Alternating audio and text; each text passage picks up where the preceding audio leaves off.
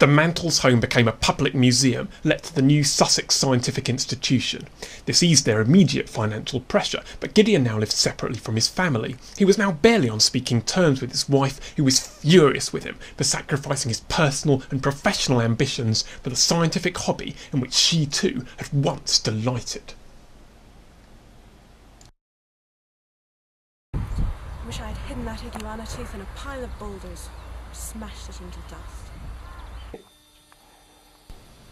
In 1839, Mantle's fortunes seemed to have reached their lowest ebb. The museum was making a loss, he was unable to attract any patients, and he was separated from the family he loved. Mantle was forced to make the sacrifice that hurt him the most.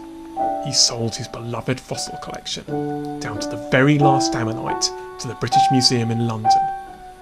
This collection later became the basis of Richard Owen's Natural History Museum, where many of the fossils can still be seen today.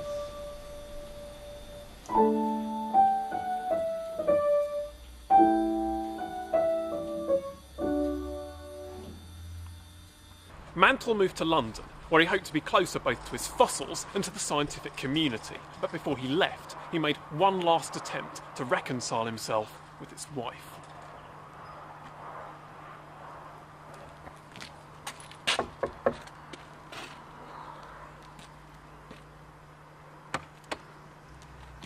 What do you want? I've done what you've wanted. I've sold the collection, I've sold everything. And I'm going to move to London and begin again as a humble doctor. Why don't you come with me? We can make a fresh start. It's too late for that, Gideon. You should have sold your collection years ago instead of throwing me out of my own house.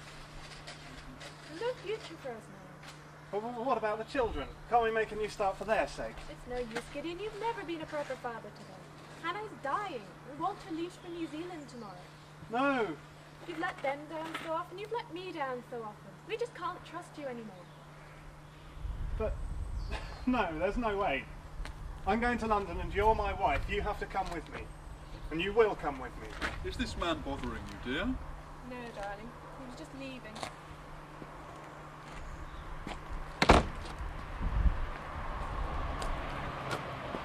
Having humiliated his rival personally, Owen now set about destroying his scientific reputation. He took every opportunity to belittle Mantell's contribution to paleontology and ridicule his ideas. There is no existing lizard which offers such important differences in the structure of the teeth, the shape of the vertebrae, and the length of the bones in comparison with the iguana as does the iguanodon. In 1841, Gideon Mantle suffered a serious spinal injury, which left him crippled for the rest of his life. This has been commonly attributed to a riding accident, yet to me it seemed like there was a more likely explanation. How much do we know about how this injury is sustained? Are there any sort of suspicious circumstances? Well, he was riding on a coach across in Hyde Park, and he fell from the coach, was tangled in the reins, and was dragged across the ground, and this caused this terrible injury that he's lucky to have survived. Well, I don't know, witnesses. No, how many? Was this common that you'd have an accident in a coach in Hyde Park? Well, coaches don't have safety belts, so they don't go very fast. Well, horses are unpredictable, and it's likely that they bolted, and this knocked him from his position. Hyde Park is a place where many people go, so it's possible that there were witnesses at the time.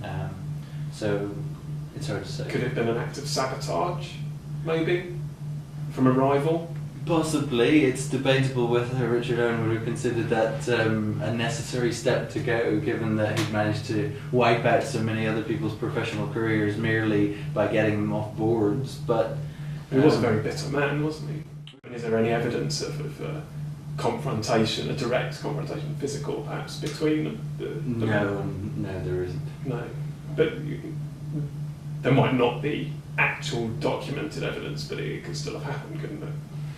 They wouldn't necessarily have made the front page of the Times. Well, it's extremely unlikely, but possible. This is a man who literally got away with murder in his career. Oh yes, well, not literally, but he got away with murder in his career. Yeah, so it's only a small step then. To literally kill someone. Yeah, well, It's very hard to say. I mean, his interest in anatomy, his cruel approach to life. Who knows? He certainly wouldn't have had any scruples about it. No, I don't think so. No. And he probably would have had the means, the motive. Yes, possibly. Well, thank you very much for your time. Mantle's life had been ruined by his professional rival. With his honour impugned, the conventions of 19th century society would have left him with only one realistic option: to confront his nemesis upon the duelling ground. Admittedly, there is no actual historical evidence of such an encounter taking place. However, many people in the 19th century did indeed fight duels, and this does enable us to reconstruct, with considerable confidence, the manner in which such an encounter might well have proceeded.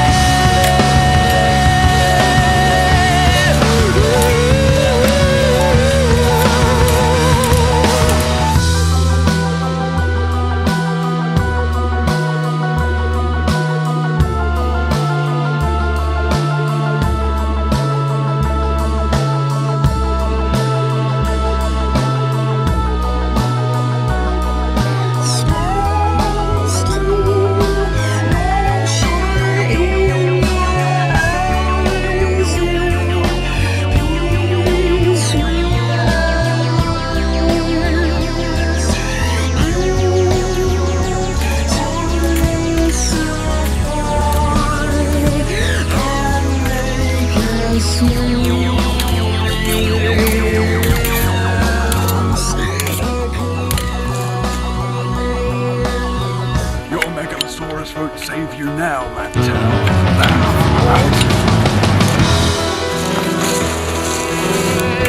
You make us wanna die. I cut your name in my heart. We'll destroy this world for you. I know you want me to.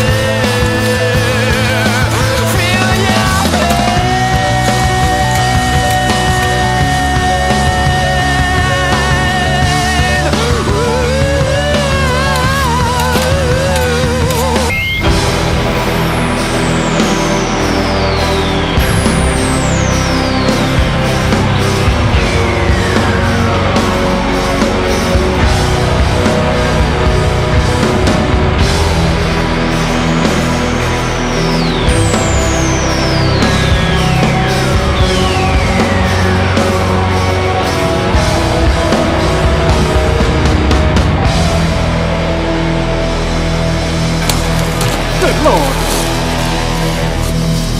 The Saracen vertebrae. Oh,